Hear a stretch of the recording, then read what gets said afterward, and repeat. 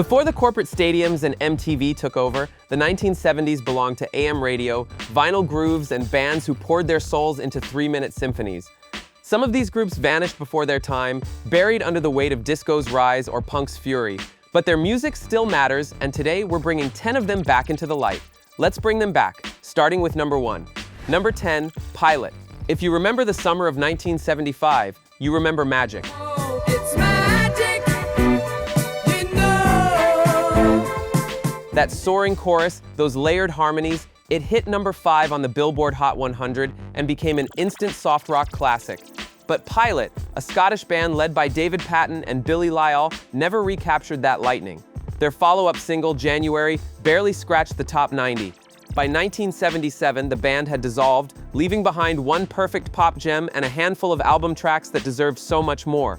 Patten went on to play bass with the Alan Parsons Project, but Pilot's brief flight remains one of rock's most bittersweet stories. Number 9, Stories. You know the song Brother Louie dominated summer radio in 1973. Louis nearly cost a scene. Hitting number 1 and staying there for 2 weeks. Stories was fronted by Ian Lloyd, whose falsetto could make you believe in forbidden love and family drama all at once. The track was produced by the legendary Jeff Barry, and it had everything: tension, groove, and a storyline pulled straight from America's cultural crossroads. But Stories couldn't follow it up. Their next single stalled outside the top 40, and by 1974, the band was history. Ian Lloyd kept performing into the 2000s, but Stories remains a one-hit wonder with a number 1 song that still sounds urgent today. Number 8, Ace.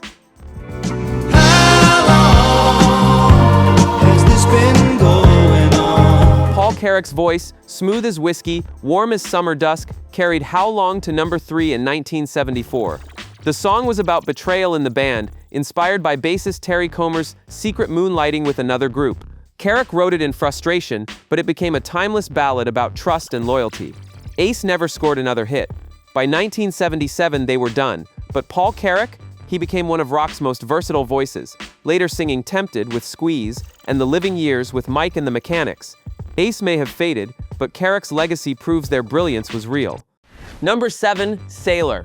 Glam rock met nautical whimsy when Sailor released A Glass of Champagne in 1975. I got the music, I got the lights, you got the figure. The song featured a Nickelodeon sound, accordion riffs, and lyrics about high society swagger, all delivered with theatrical flair. It hit number 21 in the US and became a top 10 smash across Europe. But Sailor was too quirky for American radio programmers who wanted straightforward rock or disco. By the end of the decade, they drifted into obscurity, remembered only by collectors and Europeans who never forgot that infectious chorus. They deserved better than novelty status because underneath the camp was genuine craftsmanship. Number 6, Mott the Hoople.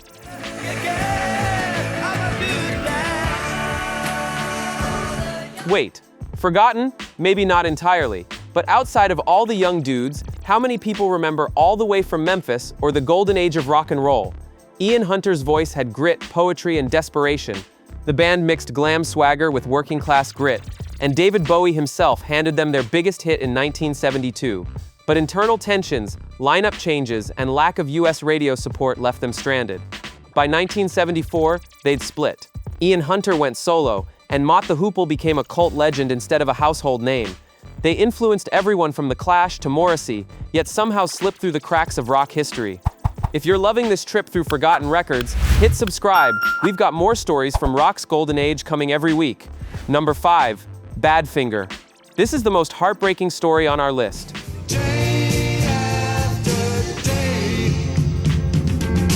Signed to Apple Records, mentored by the Beatles, Badfinger gave the world Day After Day, No Matter What, and Baby Blue, songs that should have made them legends. Instead, they were crushed by corrupt management, unpaid royalties, and label neglect. Pete Ham, the band's brilliant songwriter, took his own life in 1975 at just 27 years old. Tom Evans followed in 1983. Badfinger's music endures, covered by Mariah Carey, featured in Breaking Bad's final episode, but the band themselves never got the recognition or justice they deserved. They were proof that talent alone isn't enough. Sometimes the system just breaks you. Number 4, the Raspberries. Power pop before anyone called it power pop. Led by Eric Carmen, the Raspberries blended Beatles-style harmonies with crunchy guitar riffs and unapologetic romanticism. Go All the Way hit number 5 in 1972, a song so catchy and bold it felt like teenage rebellion wrapped in bubblegum. But radio couldn't figure them out, too soft for hard rock stations, too loud for AM pop. They broke up in 1975, just as their sound was gaining underground respect. Eric Carmen went solo and scored with All By Myself, but the Raspberries' 4 albums remain criminally underrated blueprints for bands like Cheap Trick and The Knack. Number 3, Big Star. They never had a hit, not one. Ain't no one going to turn me around. Yet somehow Big Star became one of the most influential rock bands of the 70s. Formed in Memphis by Alex Chilton and Chris Bell, Big Star made 3 albums, each one a masterpiece of jangly guitars, melancholy lyrics, and melodic perfection. But their label, Argent Records, had almost no distribution. Radio never played them. Critics barely noticed. Chris Bell died in a car crash in 1978. Alex Chilton drifted into obscurity, playing dingy clubs for decades. Then in the 90s, bands like Rem, The Replacements, and Wilco cited Big Star as gospel. Today, they're recognized as pioneers, but in the 70s, they were ghosts. Number 2, Budgie. Heavy, hypnotic, and way ahead of their time. Budgie was Wales's answer to Black Sabbath, but with more groove and less doom. Formed in 1967, they released 10 albums throughout the 70s, blending hard rock with progressive experimentation. Songs like Breadfan and In the Grip of a Tyrant's Hand became underground anthems, covered later by Metallica and Soundgarden. But Budgie never broke through in America. They toured relentlessly, earned critical respect, and influenced a generation of metal bands, yet remained obscure outside the UK. By the early 80s, they were largely forgotten, buried beneath the new wave of British heavy metal. But listen to Breadfan today and you'll hear the blueprint for thrash metal, a decade early. Number 1, Argent.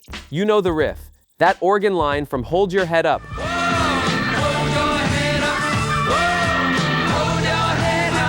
Massive, hypnotic, impossible to forget. It hit number 5 in 1972 and became a staple of FM rock radio. Argent was led by Rod Argent, former keyboardist of the Zombies, and they combined prog ambition with radio-friendly hooks. But after Hold Your Head Up, they couldn't break back into the top 40. Songs like God Gave Rock and Roll to You, later covered by Kiss, deserved more attention. By the late 70s, they were done, eclipsed by punk and disco. But Rod Argent's contribution to rock is undeniable.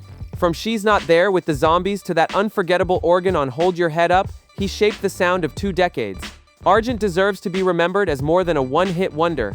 They were craftsmen of the highest order. These 10 bands didn't disappear because they lacked talent. They fell victim to bad timing, worse management, and an industry that often chewed up brilliance and spit out footnotes. But their music remains pressed into vinyl, uploaded to streaming services, waiting to be rediscovered by a new generation. Some of these songs climbed the charts, others never got the chance, but all of them deserve your ears. So dust off those records, find them on Spotify, and let these forgotten voices fill your speakers again. Because rock and roll isn't just about the legends who made it. It's also about the ones who almost did. Which song hit you hardest today? Drop your memories in the comments, and don't forget to like and subscribe for more stories from the decades that changed music forever.